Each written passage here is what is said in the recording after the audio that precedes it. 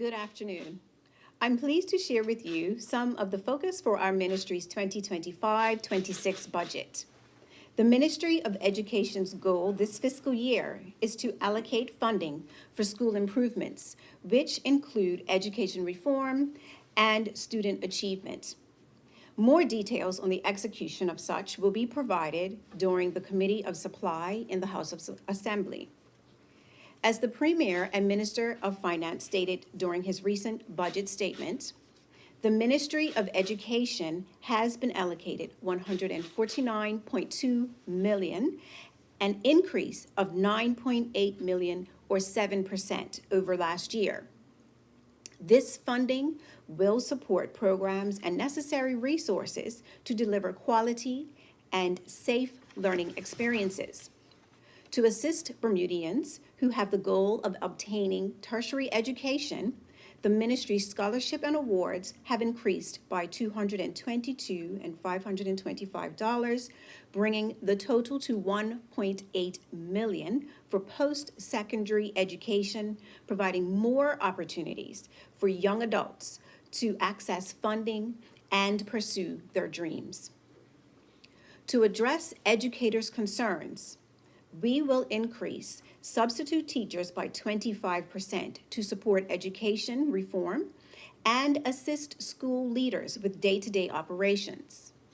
Additionally, funding will enhance student support services for academic accommodations, wraparound services, gifted and talented programs, social and emotional programs, and career counseling, ensuring each student has the resources needed to succeed. Capital funding has increased by 52% to support the infrastructure projects for Harrington Sound and Elliott Parish Primary Schools. They will open in September 2025. Renovation and rebuilding of school infrastructure aims to create safe, innovative learning environments with a focus on accessibility and energy efficiency, aligning with ongoing education reform efforts. This funding will also support the transformation of Prospect Primary to a school for exceptionalities and continued enhancements for signature schools at the Barclay Institute, Cedar Bridge Academy, and Sands Secondary Middle School. Besides capital works, these additional funds will be used to improve technology infrastructure within schools, including updating business studies computer labs, faster internet access, and incorporating more digital learning platforms into the curriculum. From our throne speech initiatives, our budget is a reflection of our powerful belief that Bermuda works best when it works for all of us.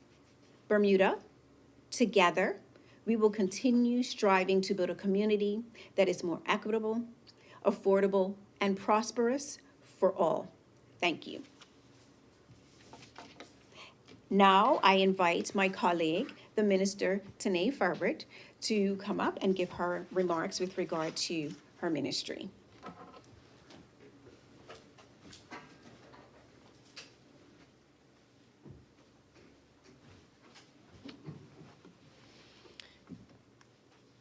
Good afternoon, Bermuda.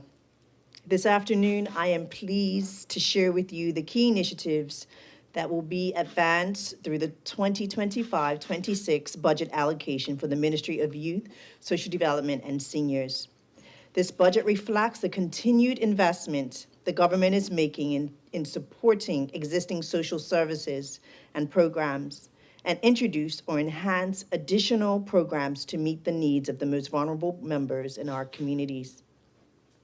The ministry received a total budget of $91.3 million for fiscal year 2025-26, an increase of $5.98 million, which covers the operational expenditure for the ministry's headquarters, inclusive of the Office of Youth Affairs, Aging and Disability Services, the K. Margaret Carter Center, the Department of Child and Family Services, and the Department of Financial Assistance.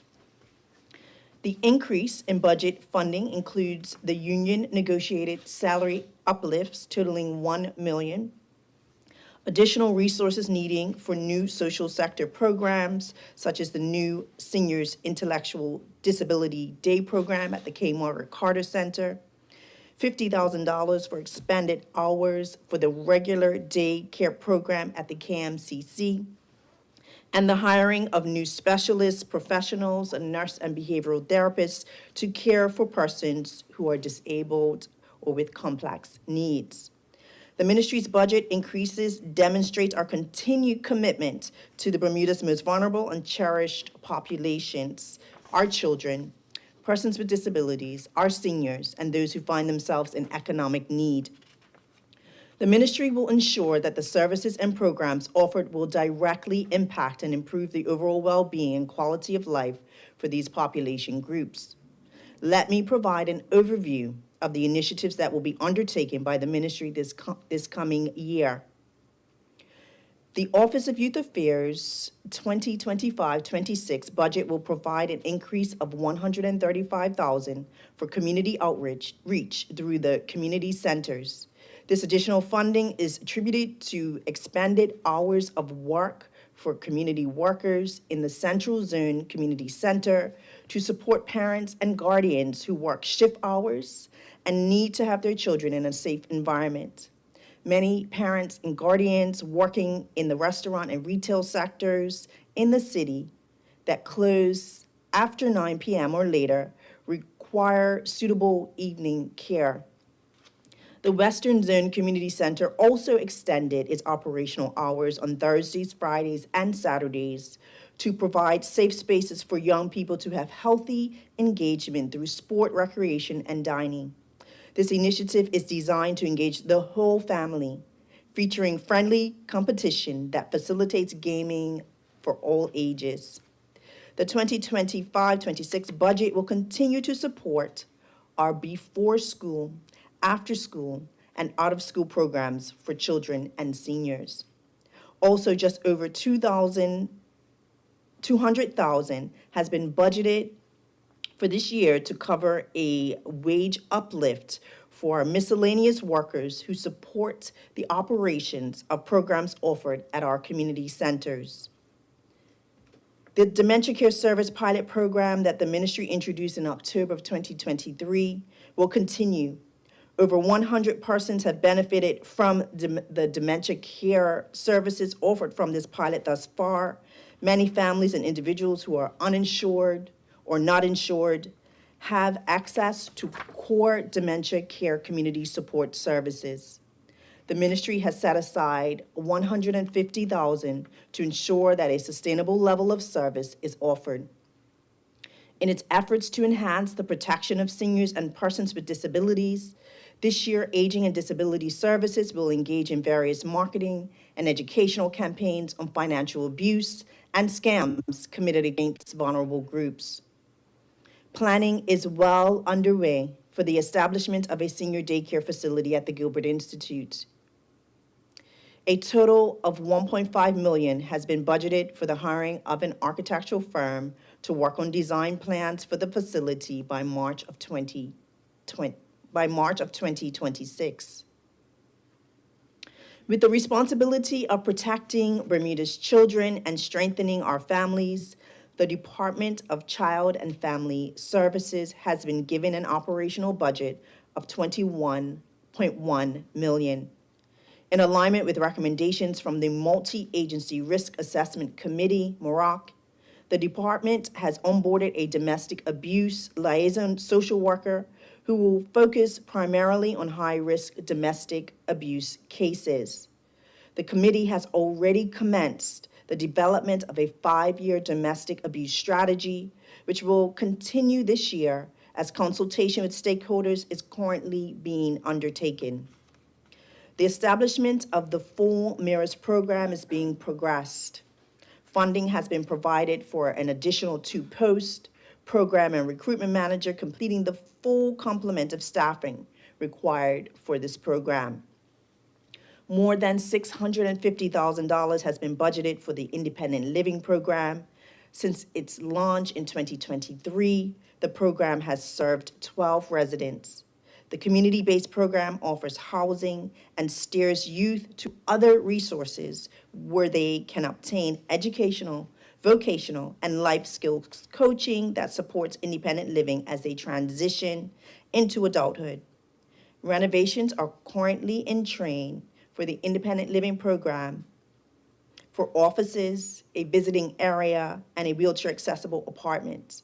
Additional funding of $20,000 is budgeted to cover security during the evening and night shifts. Department of Financial Assistance has an operational budget of just under 2 million, increase to just under 2 million to 56 million. During this current year, financial assistance clients residing in licensed nursing and residential homes will start receiving a 100 monthly personal care allowance to ensure that they have personal care items and services. The 2025-26 pool of funding for the Child Daycare Allowance Program will be $2.5 million, and for the short-term relief program, a total of $500,000. An allocation of $3 million has been set aside for financial assistance low earners, $1.5 million to assist able-bodied unemployed persons, $25.7 million for pensioners, and $18.2 million for disabled persons. These financial reform initiatives will provide social protection systems that guarantee all families, regardless of their current economic standing, to access resources to meet their basic needs. Third sector grants. Finally, the ministry has budgeted $3,825,000 in its 2025-26 budget to continue the provision of grants to the third sector. These organizations include Age Concern, the Transitional Living Program, Center Against Abuse, Vision Bermuda, Dementia Bermuda, Government Nursing and Residential Homes. I need to backtrack, it's Transformational Living Program, Meals on Wheels, Salvation Army, Summer Haven, Tomorrow's Voices, and Home.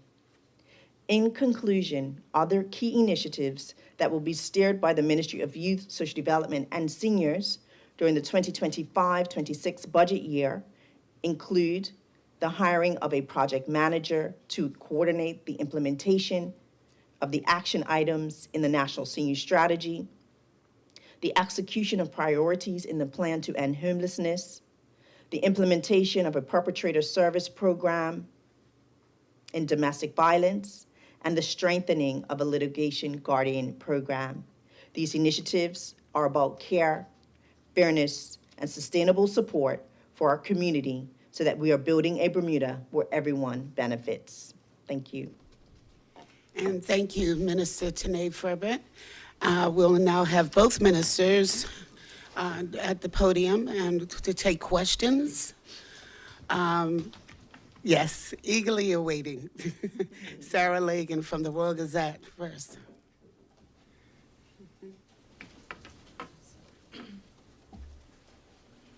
Thanks for the update, ministers.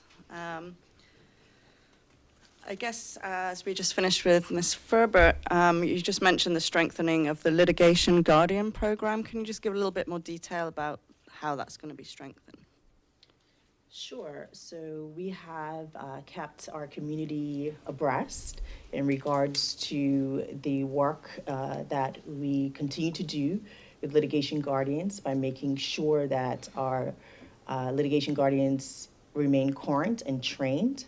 This year, we did have a consultant come in to provide continued training with our litigation guardians, as well as making sure that we have persons in our community who are willing to give the voice of our children in court proceedings. And so it is making sure that our litigation guardians and persons who work with litigation guardians remain trained and updated. Okay. Are you able to say how much was allocated specifically to that? No, I can't. No, I can give you that information during budget debate. Okay, sure. And then to the Minister of Education. Sure. So some might be happy to see quite a significant, it seems, increase in the budget for substitute teachers. Yes. I guess one question is, with these schools that have been closing, presumably their teachers becoming available as those schools close, Heron Bay, etc. So can you explain the need for this hike in substitute teachers given the environment we're in? Right. Well, although schools are closing, there is still a need for the students that are moving to other places to have teachers, so those teachers would move with them. I think it would be good to note that all teachers or administrative staff that wish to remain in the system have been able to be placed in alternate schools or in alternate positions. The need for substitute teachers is that there is leave for various reasons. There may be illness, there may be sickness, there may be extended sicknesses that some teachers may have. There will be sometimes vacations, and oftentimes with reform, teachers are pulled out of the classroom to receive training to ensure that they are up to date with what's happening with reform. So we do need substitute teachers for a variety of different reasons. Yeah. Do you have an idea how many teachers, how many extra subs there might be? with this I budget? believe the number is 23. 23, and we have those people qualified, ready on the island?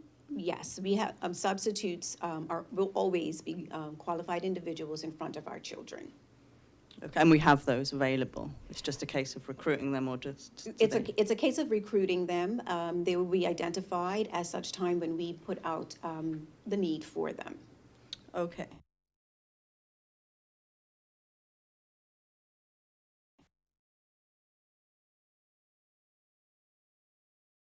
Budget for the ministry, does that include the 2.5 million for the consultants innovation unit?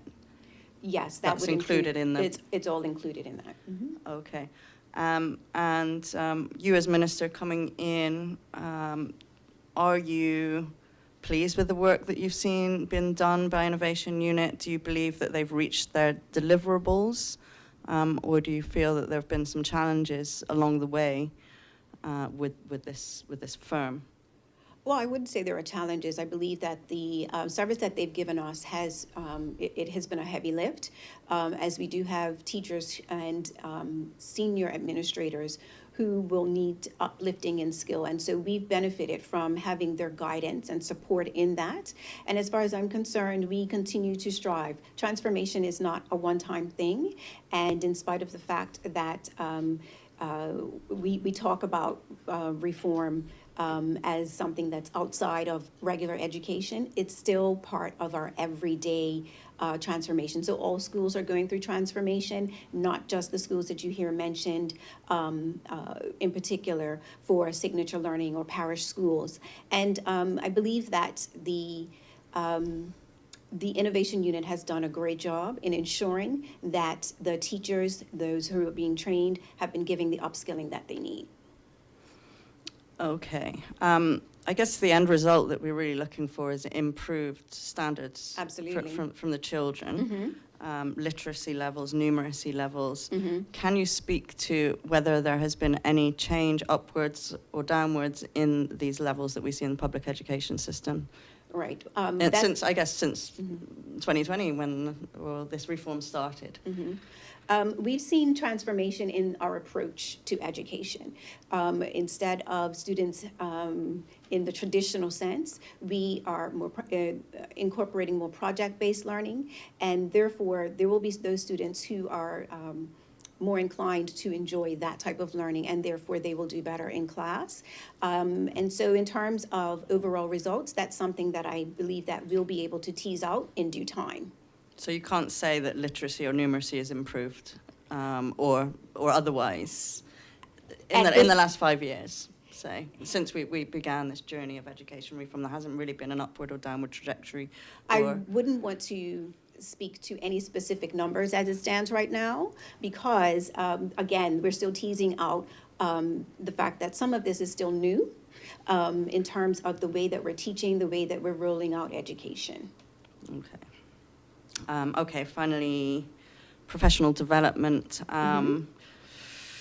the Premier has talked about wanting to reduce our reliance on foreign consultants. Presumably that would entail training our own people Absolutely. to do that. So, I mean, it's been a 5-year journey with these guys. How much longer do we need them? And are the staff, our local staff, being trained adequately to take their place and move us forward? As I said, they have been training and working alongside quite a few of the teachers and or senior administrators in the school. And I believe we have very capable individuals, right? It's this transformation is something that we develop and understand what that looks like, how we continue to do it, even after the innovation unit has moved on. But can you provide a timeline for A when they're timeline, going to go? not at this time. I really wouldn't want to do that at this particular. Bring the public along in understanding where we are, what we're doing, and how the innovation unit will continue to help. Okay, and just in terms of the signature school transition plan, there were some recent changes. Can you provide any update on that? I'm sorry, what do you mean? In terms of the year nines not going up? Yeah, exactly. Okay. Please, yes, yeah. so there was a pivot. They will no longer be M3s. They will now be called year nines, which I think most of us know. So it's moving from the nomenclature of M1, 2, and 3, and it's now years 7, 8, 9, etc. So the pivot was that middle schoolers that were due to be going up to senior school actually not do that in this particular year. And it has nothing to do with their readiness. It has more to do with infrastructure and ensuring that we had proper curriculum for them at that time. And so I listened to the senior leadership of the schools, and we made a pivot. So they'll still be getting the lessons that they would have gotten at senior school. It will just be at a different location. Okay, and in terms of construction, are you feeling confident that there are not going to be any delays with Harrington Sound and Elliott and the next ones that are going to be open? We had delays. Well, I'm not a contractor. You're not, but you're probably aware of some of the delays that we did have with Francis have, Patton and Purvis therefore Prime. it's difficult to say for sure that it will start exactly at that day. There may need to be some pivots throughout depending on what the contractors find, but we do anticipate that a good bit of work will happen over the summer to improve schools, those that are going through this specific transformation, and just those and other schools as well. Okay, thank you. Okay. Jasmine Patterson from Bermuda Broadcast. Thank you. Good afternoon, ministers. I guess if I can stick with education first, just Sure. to begin. Mm-hmm. So Minister Caesar, going back to the innovation unit, so their contract was increased substantially to $2.5 million. With the PLP's platform stating you want to phase out overseas consultants, why such a great increase in their funding? It was what was specifically called for when the contract negotiations happened at that time. We needed their services, and that's what was negotiated so that we could get value for money. I mean, it's more than doubled, no, from previous years? If you say so. Okay. Is any part of the work that they're doing including standardized testing? How are you measuring how well the students are doing to justify that increase? Obviously, we expect for them to ensure that we're getting the transformation or seeing the transformation that we would like. My ethos, as I've explained to stakeholders, is ensuring that there is accountability, there is standards, and ensuring not just with the students, but also with teachers, et cetera. So the transformation, we're expecting for them to assist with that as well. Okay, so there will be standardized testing? Potentially, yes. Once we determine the curriculum, obviously we have to test children to ensure that they are reaching key markers throughout. And so I don't want to necessarily call it standardized testing, but maybe assessment of what's happening along the journey. Do you have a time frame of how soon that will be implemented to track things? I'm sorry, do you mean specifically when the assessments will happen? Yes. It'll be determined as the curriculum is developed as to when those assessments should take place. And as you know, this is an ongoing process. And we do have individuals who are looking at curriculum, looking at assessment, and I am asking for them to ensure that I get that information so that we can ensure that in September we're at a pace where we need to be. Okay. Thank you. With the substitute teachers matter, you said about 23 people have been budgeted. It's around 23, 23. yeah. Do you have an ideal number that you need to ensure that there is adequate coverage, should they be needed? In terms of, well, that's difficult to say because we never know when there's going to be absences. There may, like I said, and in particular, there may be medical leave, there may be other administrative leaves, there may be professional development that teachers are doing. So it's difficult to say specifically what that number should be. We have been given the number of, or we have determined that we can, with the budget, afford 23. So that's what we're going to work with. But again, it's very fluid and depending on what happens throughout the year. So it's difficult to give a specific number. Okay, and how were discussions with the union with making that agreement? Were they on board with that number and the funds available? In terms of what we need, the unions are happy that the Minister of Finance has seen fit to give us more funding overall. So they were quite accepting of that. Okay, and just lastly, just going back to early in the year, Senator Lindsey Simmons described an incident where a teacher was assaulted by a student. There was another incident, I believe, over at Sands Secondary. I wonder what is being done to ensure the safety of teachers moving forward. That is something that was highlighted when I was acting, and I want teachers and other stakeholders to know that I am invested in ensuring that teachers are safe. And so what we are doing is collecting data, information, to get a better understanding, a deeper understanding of the concerns of teachers. The incidences, of course, are never pleasant. However, we do care about our teachers. We want to ensure they're safe in classrooms and safe on all campuses. And so we are doing a school-wide, a system-wide review of safety for all, not just teachers, students, but administrators as well. Okay, thank you. Yes, thank you very much. Sure. Minister Furbert. Thank you for the budget breakdown of all the departments. I just wondered, with the nursing home, rest home situation, we know we were at capacity early in the year. Have plans progressed at all to see the construction or building of more residential care homes? So I do know through reports with colleagues with the Bermuda Health Council and the Ministry of Health that there has been provision for increasing bed capacity at Sylvia Richardson Nursing Home and Lefroy Nursing Home, which are government's two nursing homes.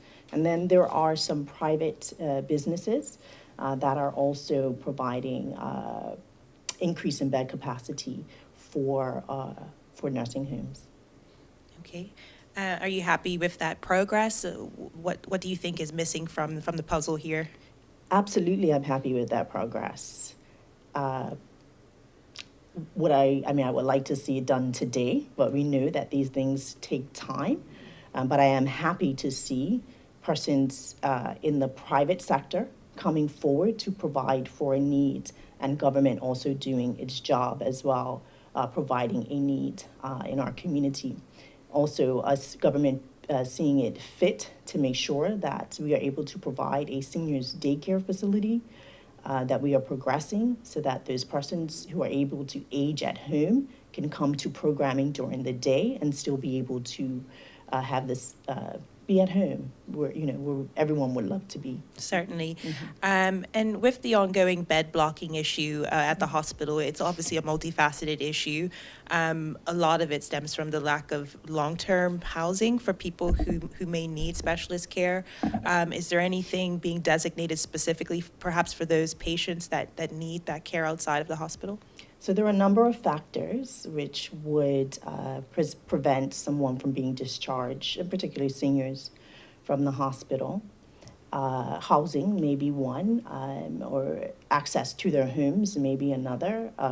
Caring or nursing care may be another factor as well. And families' ability to feel comfortable with care is also another factor.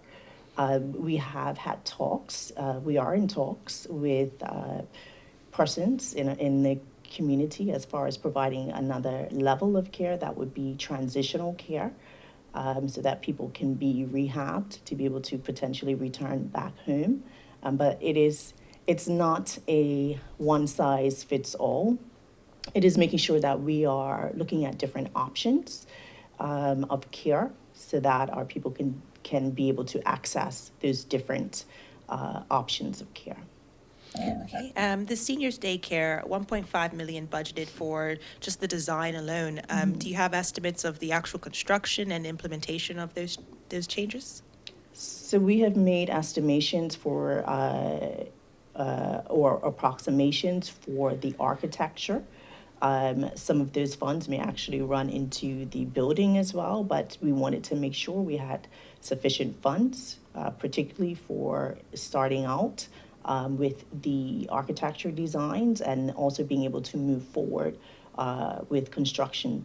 It will run into another budget year, which I'm sure we'll have better estimations in regards to how much the facility will actually cost for completion. And in terms of demand, how many people are you hoping that this facility will care for in terms of what's needed? Thank you for that question. Right now, we are working with a project manager where we are looking at the capacity for adults at the facility. As we know, that capacity will change because it was for use of children. And right now, we are working out that capacity, so I can't give you a particular number, but we should know closer to when the project manager and the architectural plans are complete. Do you have an estimate of how many people would be ready to utilize that service when it comes available? We have made estimations for 20, 30, 40, 50, but we don't know for sure what that total, actual number will be. Okay. I think that's it for me. Thank you very much. Ministers, Minister Caesar, Minister Furbert, thank you very much.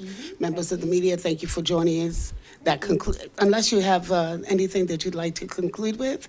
Yep. Ministers, you're good? Okay. All right, there you get your budget highlights. Thank you very much for joining us.